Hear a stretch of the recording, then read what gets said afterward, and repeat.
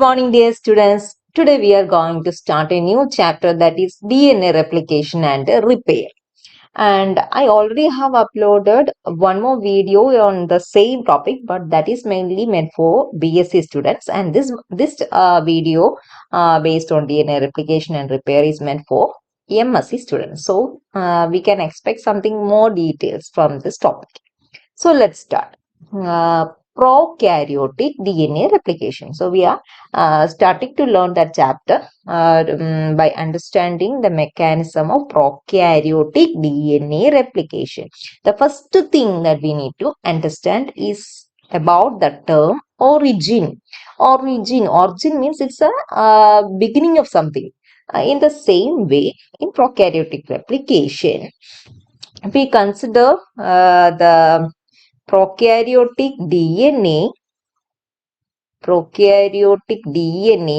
they will present some region, and from that region, actually that replication initiates. That region from where replication begins, that point is called origin. That point is called origin.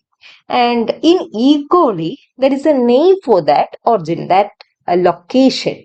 What is it? It is Ori-C. It is Ori-C.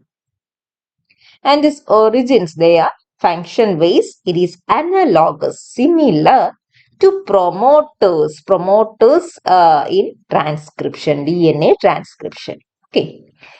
So then the bacterial or prokaryotic DNA replication is bidirectional. Bi means two, and that means that replication occurs in both direction from the point of origin. Okay, that's that.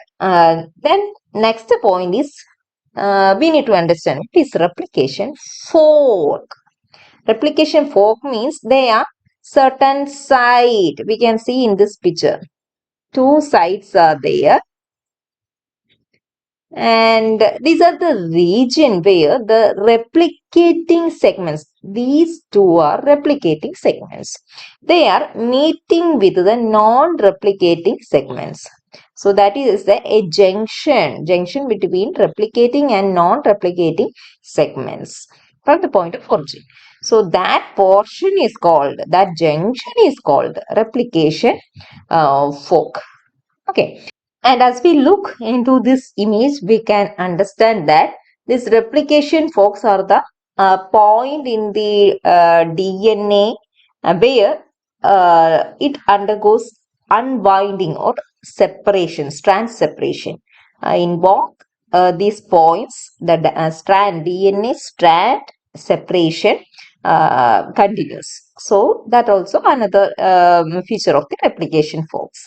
And as we look to these two replication fork, we can understand that it proceeds in opposite direction. This one proceeds in this direction and this one proceeds in this direction.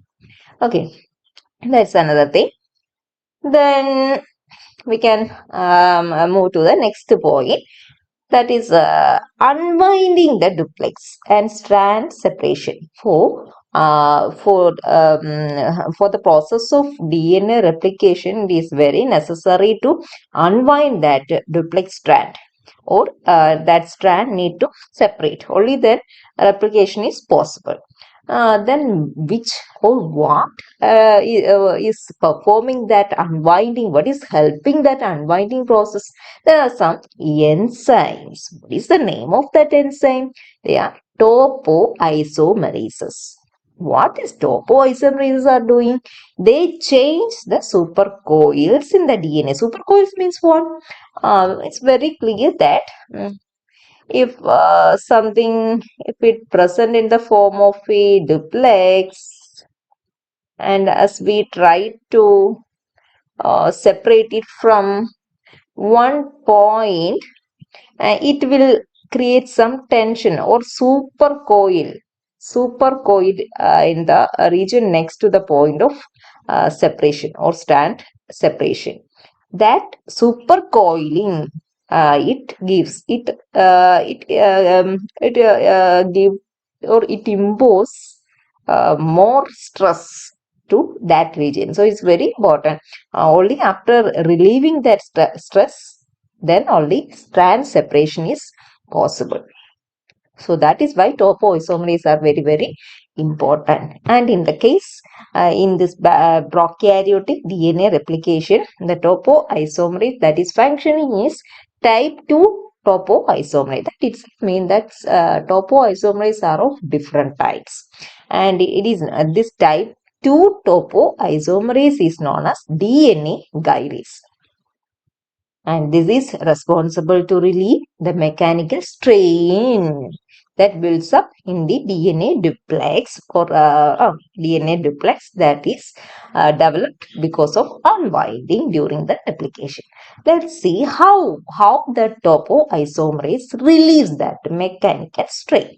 In this video that I am going to show you, it is explained the method of working of different type of topoisomerase. Let's go through the method of action of each one by one.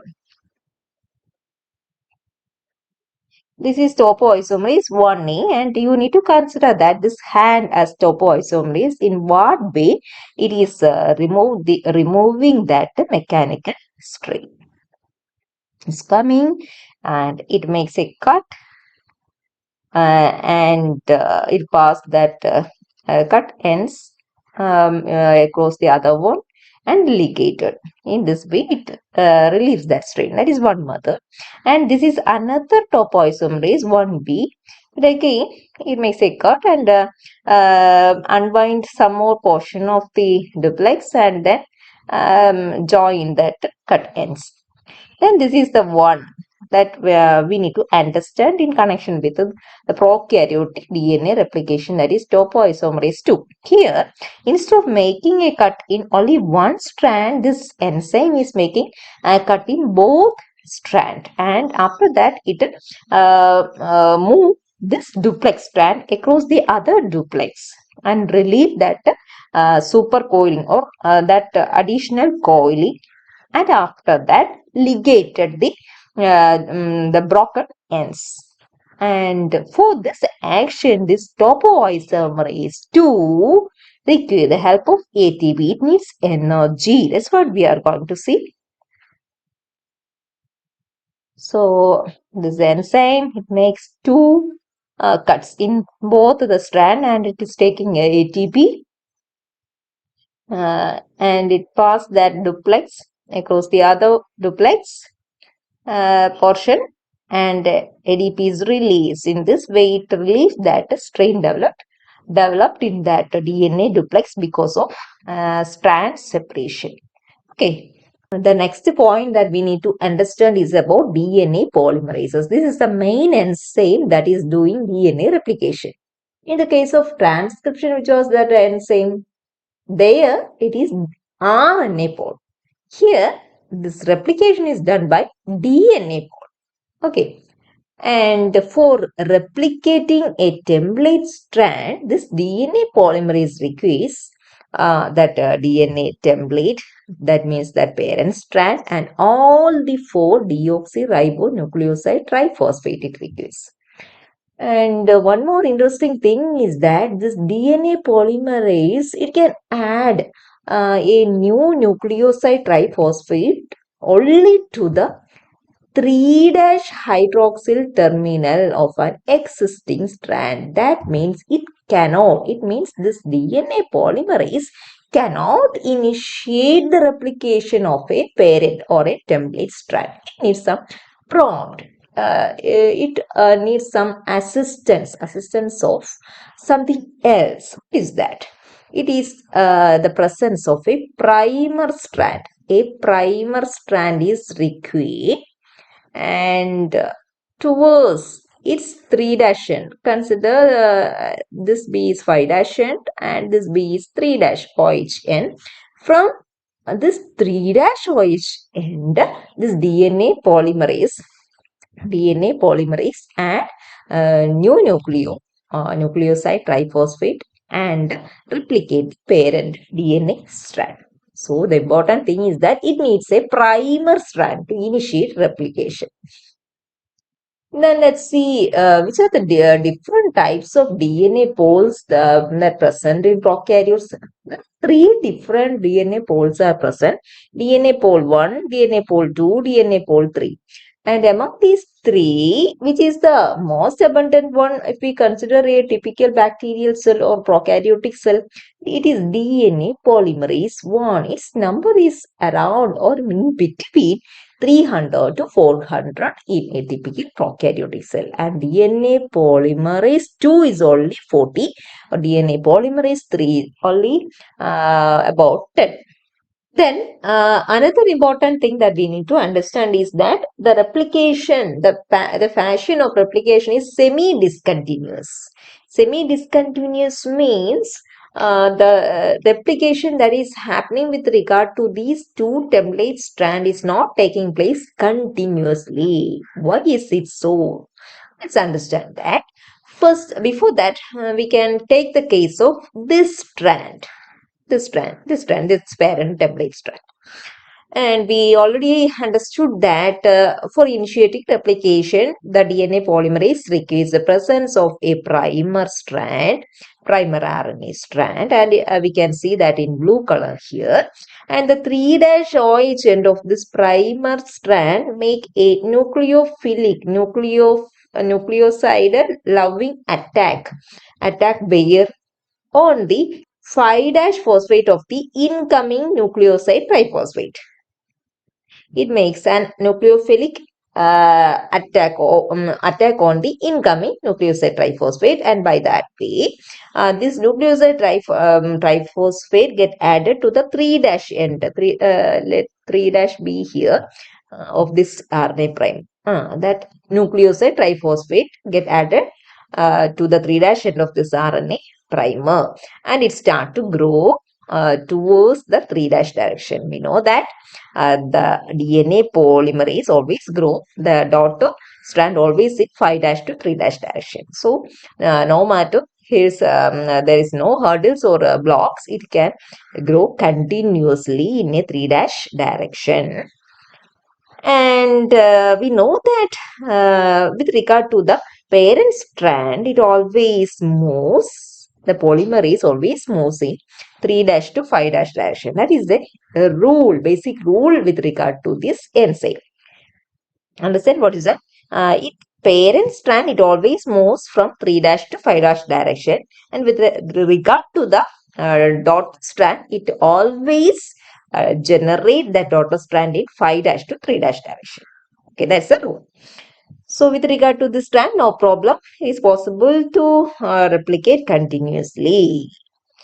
And we can take the case of the another strand. We know that the two strands of the duplex are anti-parallel. And we know that the DNA polymerase only can move from 3- end of the parent strand towards the 5-. Look here. Here it is 5- end. Then that DNA polymerase it's not possible to move in this direction from 5- to 3- along the parent template strand. So what's the solution? Solution is that it add an RNA primer strand, some nucleoside downstream and towards its 3- end. This DNA polymerase add nucleoside triphosphate towards the 5- to 3- direction. Okay, clear? Means in this way it is possible for the DNA polymerase to add a new incoming nucleoside triphosphate to the 3-OH end. So by that way, there the problem is solved. Again, the balance portion is left here. And towards this downstream, again need to add another primer strand, RNA primer. And its 5- end will be here and the 3- end will be here. And again the DNA polymerase come and add nucleotide and grow this DNA strand, and it will meet the 5- end of the formerly added RNA primer strand. After finishing that, again it needs the presence of another RNA primer strand, and in the same way, it creates another DNA fragment, DNA daughter fragment there with regard to this template strand. Okay, so what's the difference with respect to this parent strand? Here, the DNA fragments are formed in fragments, not continuously. That is why we are telling that we understand that the replication fashion is semi-discontinuous. In one strand, the replication proceeds continuously, and in the another strand, it is discontinuous in a fragment fashion. And the strand where the replication proceed continuously is called that newly formed strand is called the leading strand, and that strand that is formed in the fashion of fragments, that strand is called the lagging strand. And one more thing we can understand on looking this image, that this leading strand is always moving towards the direction of the replication fork, and the lagging strand, this one is moving or growing away from the replication fork. Then what are Okazaki fragments? Okazaki fragments are the daughter strand that is synthesized as fragments. Here I already explained to you that with regard to this strand, the DNA is synthesized in the form of fragments, and that fragments are called Okazaki fragments. We need to understand about another enzyme, that is primase. This Okazaki fragments as well as the primase both can answer short answer question for university examination. So mark it as important. So what is primase? Primase is an RNA polymerase enzyme. And this RNA polymerase enzyme is synthesizing this RNA primer strand to initiate the DNA replication. So that is the importance of this enzyme. Okay. And what would be the fate of this RNA primer after completing the DNA replication? After finishing the replication, all these RNA primers are removed, and that gap will be filled by the DNA polymerase 1.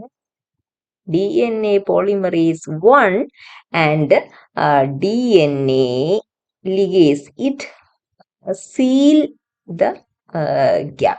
It filled the gap, and that narrow space left there is filled or ligated by this enzyme, DNA ligase. About this enzyme, we will see later in this chapter itself, in this DNA replication itself. Okay. Next, we are going to understand about the machinery that is operating at the replication fork.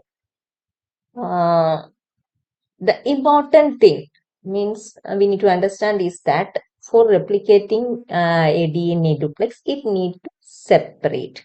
For separating the DNA, which enzyme is working?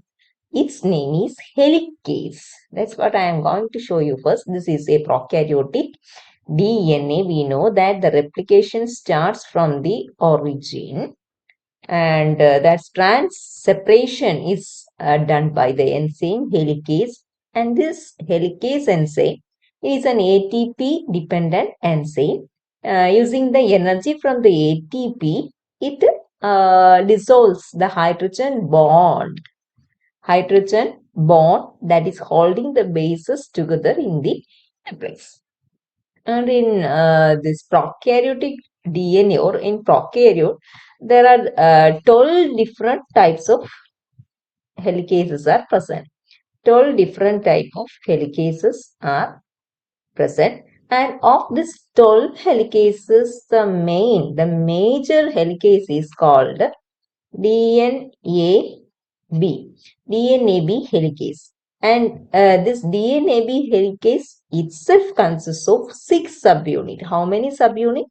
6 subunits.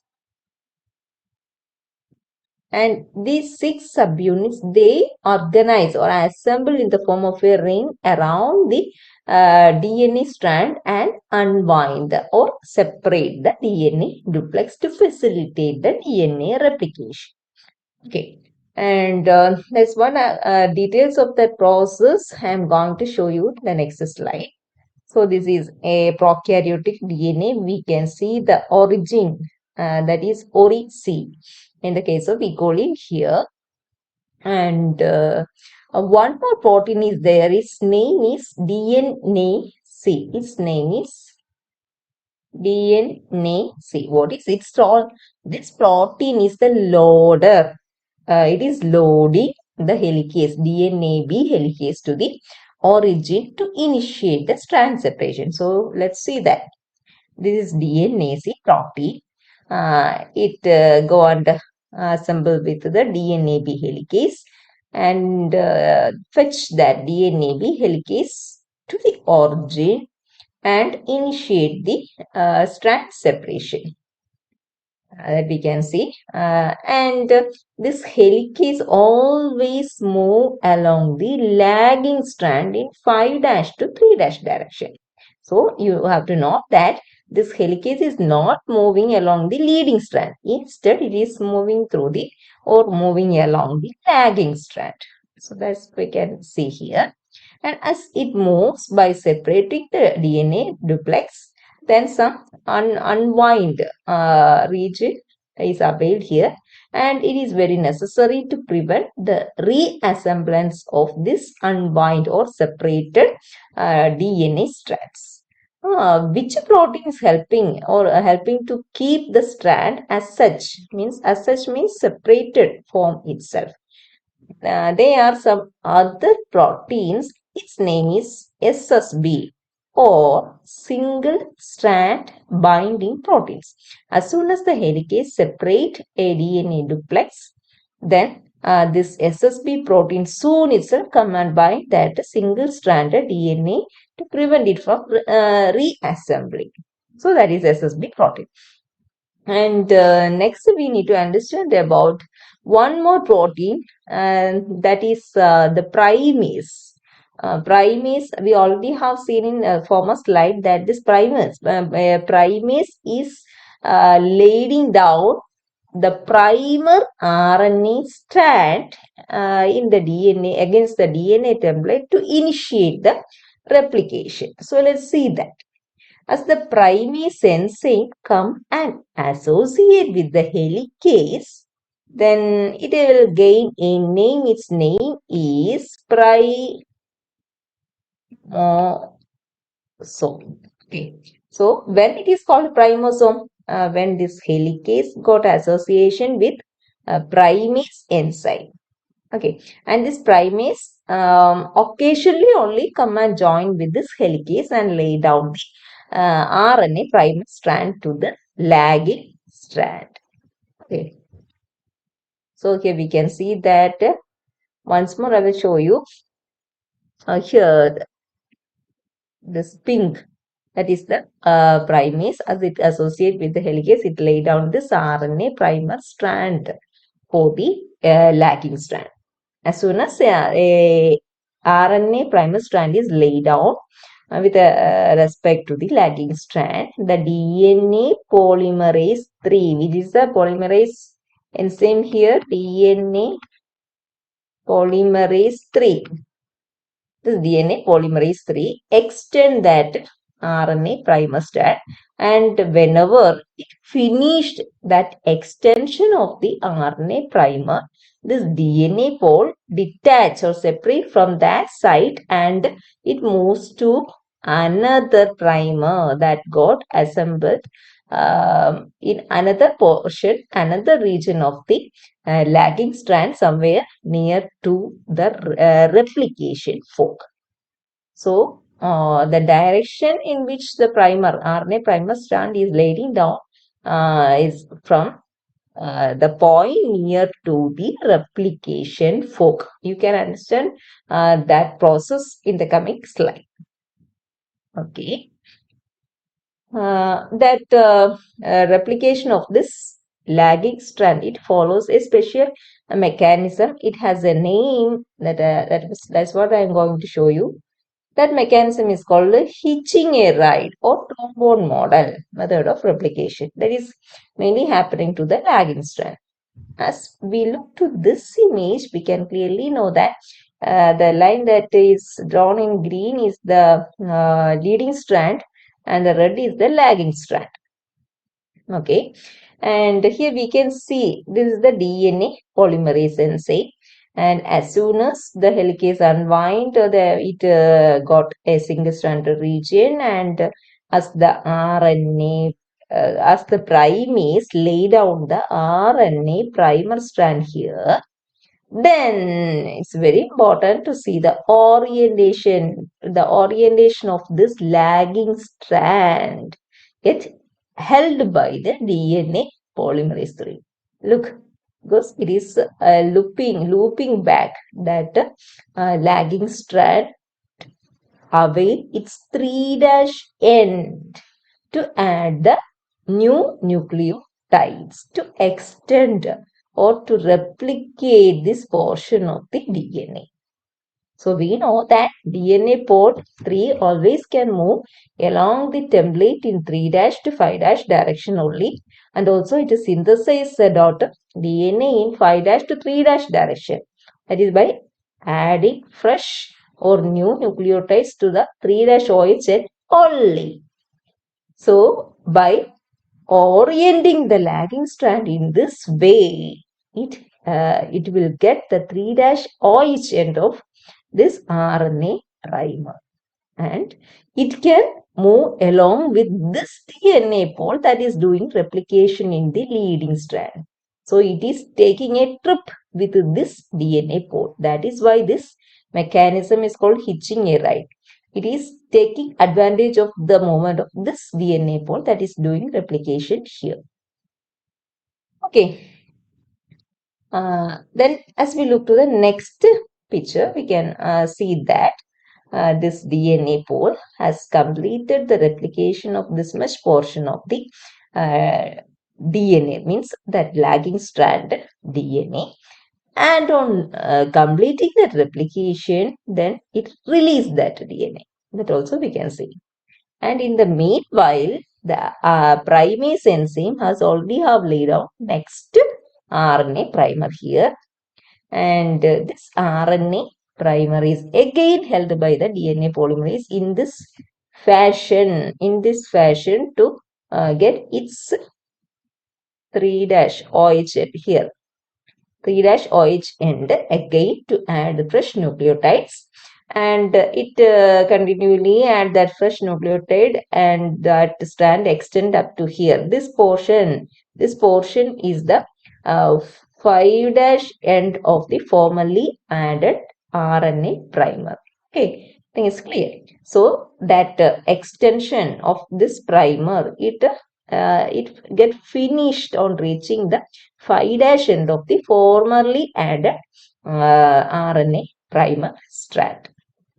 Okay, on finishing that replication, again in this picture we can see that the second primer also get extended, and it has reached here, and on reaching here on the end of this primer, again this DNA polymerase release that segment again bring the same orientation for the third RNA primer, and in this way this DNA pod replicate the lagging strand in fragments, and we have seen that the name of this fragments is Okazaki fragments.